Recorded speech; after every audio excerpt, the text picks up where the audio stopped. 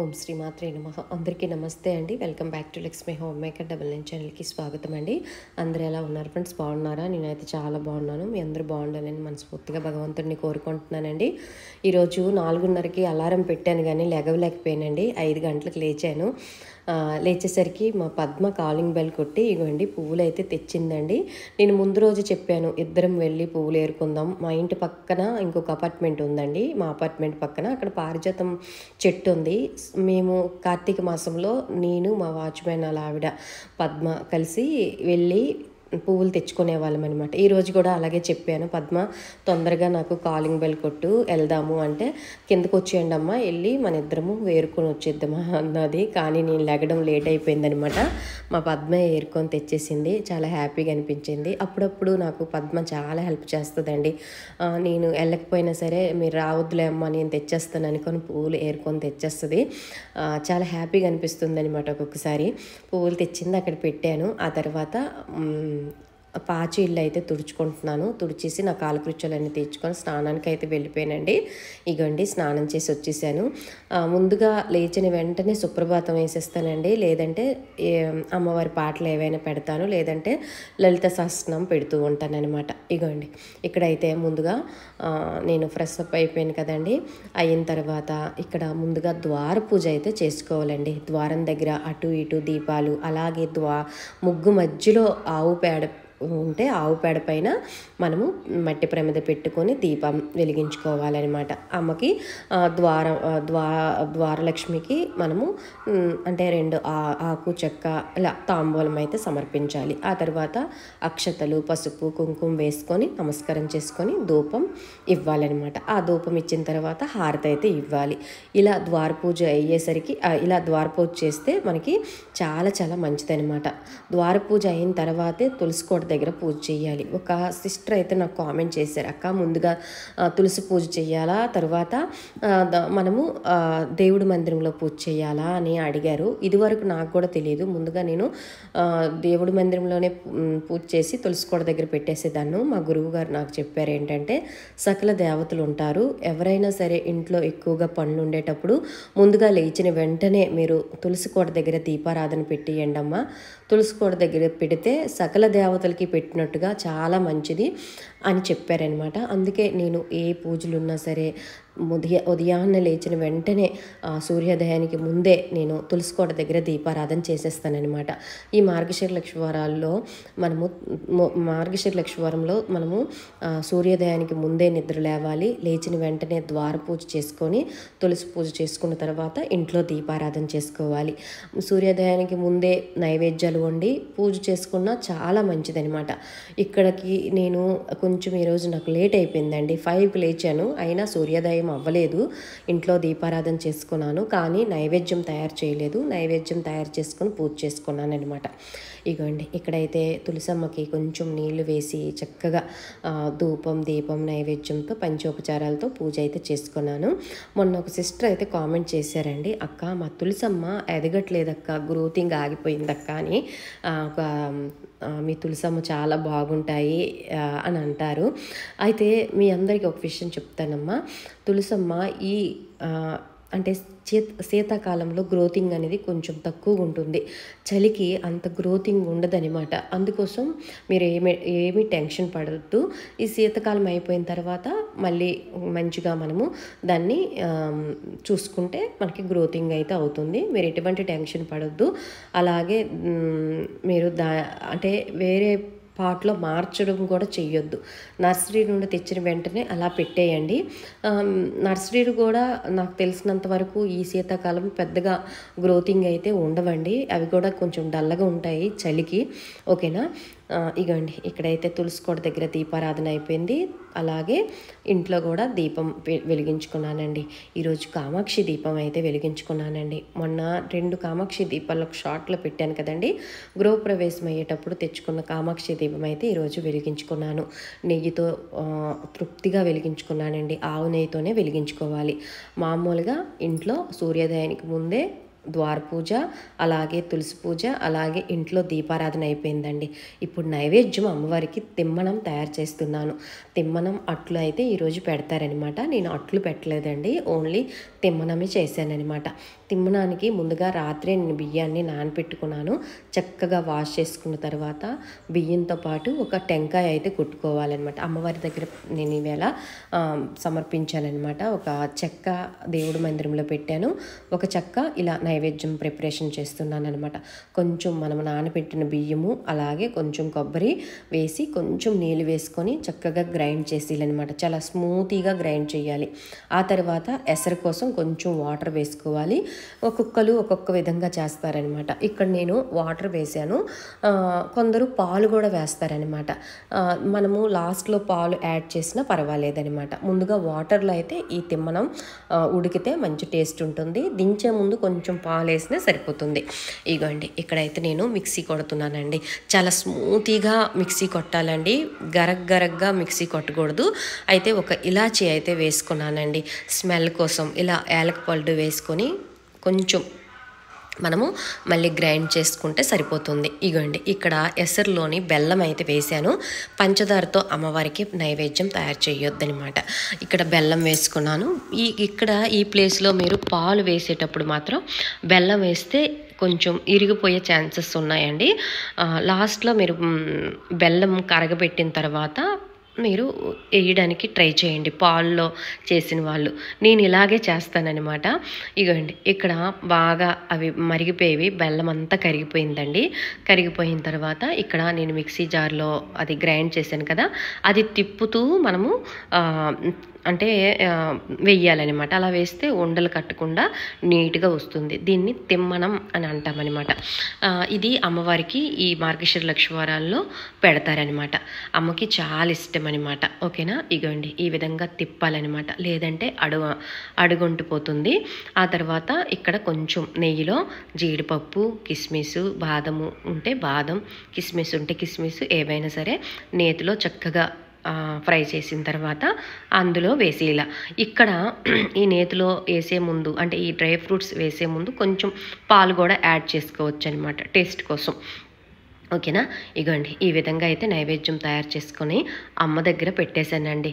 గిన్నెతోనే పెట్టేస్తానన్నమాట.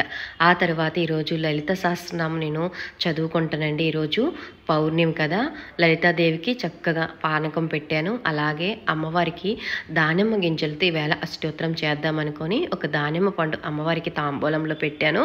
ఒక దానిమ్మ పండు ఒలిచి పెట్టుకున్నానండి. అమ్మవారికి దానిమ్మ పండు అంటే చాలా ఇష్టము, లలిత సహస్రనామంలో ఉంది. అయితే ఈ దానిమ్మ గింజలతో మనము అష్టోత్తరాలు చదువుకుంటే చాలా చాలా మంచిదనమాట. ఇగోండి ఇక్కడ నేను మొబైల్లో ప్లే చేసేసానండి అష్టోత్తరాలు ప్లే చేసుకొని ఒక్కొక్క గింజ వేస్తూ అష్టోత్తరాలు మనసులో చదువుకుంటున్నానమాట. మనసు చాలా తృప్తిగా ఉంటుందండి. ఆ తర్వాత ఇక మా కామాక్షి అమ్మవారికి ఒక పశువు కొమ్ము కూడా కట్టాను. ఎందుకంటే అమ్మవారి స్వరూపముగా నేను భావిస్తానన్నమాట. కామాక్షి దీపం అనమాట, సాక్షాత్తు అమ్మవారే అక్కడ ఉన్నారు అని భావిస్తాను కాబట్టి అమ్మవారికి ఒక పశువు కొమ్ము, ఈరోజు మార్గశిర లక్షవారం కదా, చక్కగా పశువు కొమ్ముతో అమ్మవారికి అలంకరణ చేశానన్నమాట. ఇగోండి ఈ విధంగా చేశాను. మీరు దానిమ్మ గింజల ప్లేస్లో గోమతి చక్రాలు కానీ, గవ్వలు కానీ, కాయిన్స్ కానీ, కుంకుమ పూజ అయినా చేసుకోవచ్చు అనమాట, మీ ఇష్టం అనమాట. అయితే అమ్మకి ఎక్కువగా దానిమ్మ పండు అంటే ఇష్టం కాబట్టి దానిమ్మ గింజలతో చక్కగా నేనైతే ఇగోండి అష్టోత్తరాలు చదువుకున్నాను అనమాట. లక్ష్మీ అమ్మవారి అష్టోత్తరం. నేను ఇంకొక విషయం మీతో చెప్తాను. అమ్మవారికి పూజ చేసేటప్పుడు అయ్యవారికి కూడా పూజ చేయండి. లలిత సహస్రనామం కానీ విష్ణు సహస్రనామం కానీ, గోవిందనామాలు కానీ ఏవో ఒకటి చదవండి. అప్పుడే అమ్మవారు తృప్తి పొందుతారనమాట. నేను మార్నింగ్ 5కి లేస్తే నాకు 9 వరకు పట్టిందండి. ఓన్లీ ఈ పూజ ప్రాసెస్లోనే ఈ పూజ ప్రాసెస్ జరుగుతుంది అనమాట. పిల్లలు కూడా లెగవలేదండి ఆ టైంకి. ఇగోండి ఇక్కడైతే చక్కగా పూజ అయితే అష్టోత్తరాలు అయితే నేను దానిమ్మ గింజలతో చదువుకున్నాను. ఆ దానిమ్మ గింజలు తర్వాత మనము నైవేద్యంగా మన పిల్లలకి ఇవ్వచ్చు, లేదంటే జ్యూస్ చేసి తాక్కోవచ్చు అనమాట, లేదంటే నైవేద్యంగా మామూలుగా మనం స్వీకరించవచ్చు. ఓకేనా, ఇగోండి ఇక్కడ తిమ్మనం కూడా పెట్టాను కదా, అమ్మవారికి చక్కగా అన్నీ సమర్పిస్తున్నాను అనమాట. లలితాదేవికి ఈరోజు పానకం కూడా నైవేద్యం పెట్టానండి.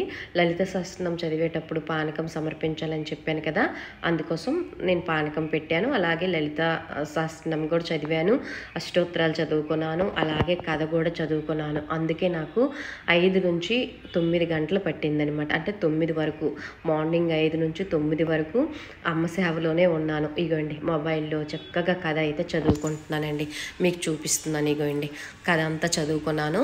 చదివిన తర్వాత మామూలుగా హారతి అయితే ఇస్తున్నాను.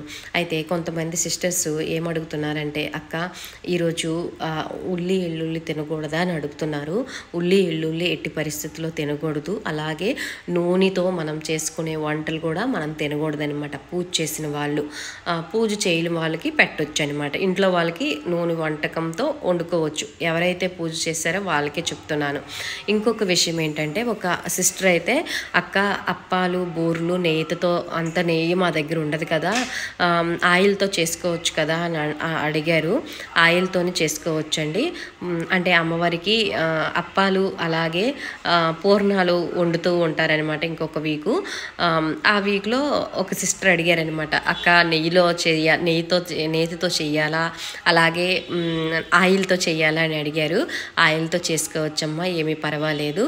అయితే మనం అమ్మవారికి సమర్పించేటప్పుడు కొంచెం పైన బెల్లం ముక్క అలాగే కొంచెం నెయ్యి చుక్క వేసి సమర్పించండి. అప్పుడు దాని దోషం అనేది పోతుందనమాట. ఓకేనా? ఇగోండి అష్టోత్తరాలు చక్కగా చదివిసుకొని కథ చదువుకొని కథ అంతా అయిపోయిన తర్వాత నేనైతే హారతి అయితే అమ్మకి ఇచ్చేసాను. సింపుల్గా పీఠం వేయకుండా చేసుకున్నానండి. పీఠం అయితే వేసుకోలేదండి. ఈ మార్గశిర లక్ష్మి వారికి పీఠం వేసుకుంటే నాకు ధాన్యం ఉండాలి, కొత్త ధాన్యం ఉంటే పీఠం వేసుకుంటే బాగుంటుంది. మా అమ్మ అయితే కొత్త ధాన్యం వస్తాయి కదండి, ఆ కొత్త ధాన్యం పైన కలసం పెట్టి అప్పుడు మనం పూజ చేస్తే మనసుకి తృప్తిగా ఉంటుంది. ఈ సంవత్సరం కొత్త ధాన్యం పంపిస్తాను అని అన్నదండి అమ్మ. కానీ హైదరాబాదు ఎవరూ రాలేదు. ఎవరైనా వస్తే పంపిస్తానని అన్నది.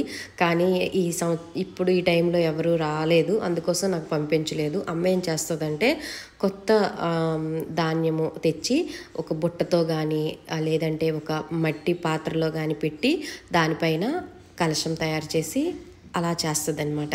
మార్గశిర లక్ష్మి వారం అంటే మాకు ఈ మార్గశిర లక్ష్మి వారంకే కొత్త పంట అనేది వస్తుంది అనమాట. 4 వారాల్లో ఎప్పుడైనా సరే మీరు పెట్టుకోవచ్చు అనమాట, మీకు వీలుంటే. అంటే కొంతమంది పల్లెటూరులో ఉన్నోళ్ళు చక్కగా కొత్త ధాన్యం అయితే వస్తాయి కదండి, అవి అమ్మవారి దగ్గర పెట్టి పూజ చేసుకోండి. ఇగోండి ఇక్కడైతే పూజ అంతా అయిపోయిన తర్వాత భక్తి శ్రద్ధలతో లలిత సహస్రనామం చదువుకుంటున్నానండి.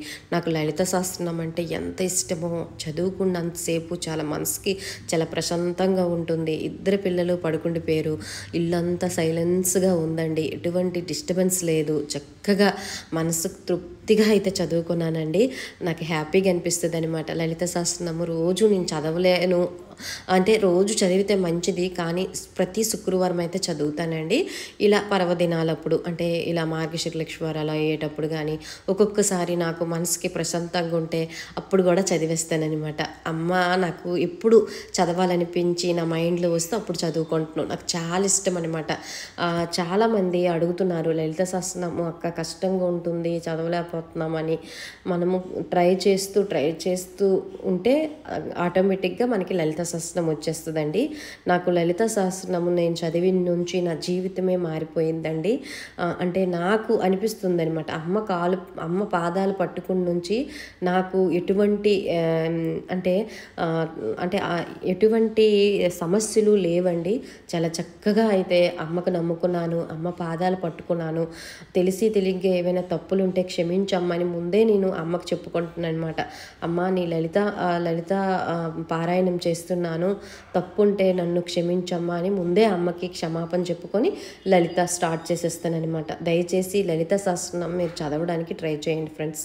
ఇగోండి చాలా చక్కగా అయితే పూజ అంతా చేసుకున్నాను. పూజ అయితే మార్నింగ్ అయితే చాలా చక్కగా చేసుకున్నానండి. ఈవినింగ్ మళ్ళీ అమ్మవారికి పూజ చేసుకుంటున్నాను అనమాట. ఓకేనా? ఈరోజు పౌర్ణమి కదండి, తప్పకుండా మీరు చక్కగా లలిత సహస్రనామం పారాయణం చేయండి. మీకు రాకపోతే వినండి. ఓకేనా? ఇగండి పూజ అంతా అయిపోయింది, 9 అయిందండి. తర్వాత నా పనికి నేను వెళ్ళిపోతానన్నమాట. వీడియో మీకు ఎలా ఉందనేది నాకు కింద కామెంట్ బాక్స్లో నాకు పోస్ట్ చేయండి. ఈరోజైతే 2వ గురువారం మిస్ అయిపోతానేమో అనుకున్నాను. అమ్మ దయ వల్ల చక్కగా 2వ గురువారం కూడా సంపూర్ణంగా అయితే చేసుకున్నాను ఫ్రెండ్స్. ఇగోండి వీడియో నచ్చిందా? నచ్చితే లైక్ చేసి షేర్ చేయండి. సర్వేజన సుఖనో భవంతు. ఇగోండి 9:15 అయిందని మీకు టైం చూపిస్తున్నాను.